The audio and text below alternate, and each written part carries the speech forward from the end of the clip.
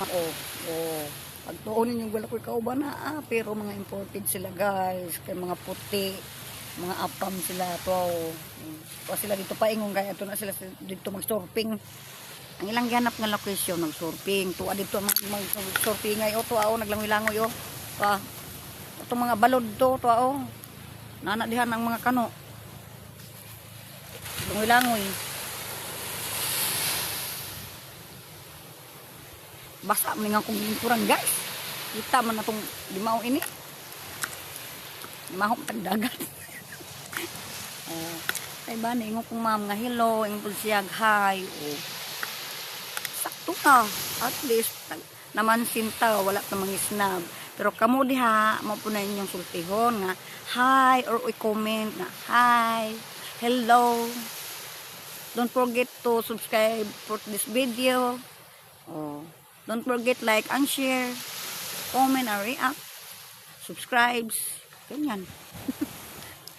Pero maganda pala guys pag yung sasabihin mo dito pag mag-vlog ka, maganda pala guys pag Tagalog, diba? Pero guys, minsan utal-utal tayo ng Tagalog natin. Kasi minsan na kayo. Utal-utal tayo, ayun na, nagsusurfing, ang ganda tingnan, oh. Wow, wow. Yucks. I like surfing, pero marunong ako magpambot, marunong ako lumangoy. So at least, pag mag-surfing ako, pag mahulog ako sa surfboard, dagat, hindi naman simento. Kung may bato, mapangas, pero pambira lang yun. Pero pag surfing, I tried the surfing, pero wala ako pera. Yan ang dahilan ba't hindi ako nagsusurfing. Marunong ako lumangoy, marunong ako manguha ng fish, marunong ako lahat about dagat. Kahit barko pa yung drivean ko, kahit lansya pa o pambot na maliit, kayang-kaya ko yung timunan. Kaya guys, pero guys, ang hindi ko kayang i-drive, alam nyo ba? Yung motor single. Hindi ako marunong mag-motor. Marunong ako sa makina, magpa-andar, magpa-takbo, magpa-gano ng manubela. Pero ang hindi ako marunong sa motor, yung balancing ko. So, sa skateboard, hindi ako pwede kasi hindi ako, kulang ako sa balancing. Pero sa surfing, marunong ako lumangoy, marunong ako mag-timon o ano ba yan sa Tagalog yung timon o timonil. Marunong ako sa lansya. Pero guys, ang lamang ko, hindi ako marunong ng motor single. Katulad ng ano sa likod ko yan, Kaiser Apam. Hindi ako marunong mag-motor single, pero marunong ako ng 3 wheels. Lamang ako, di ba?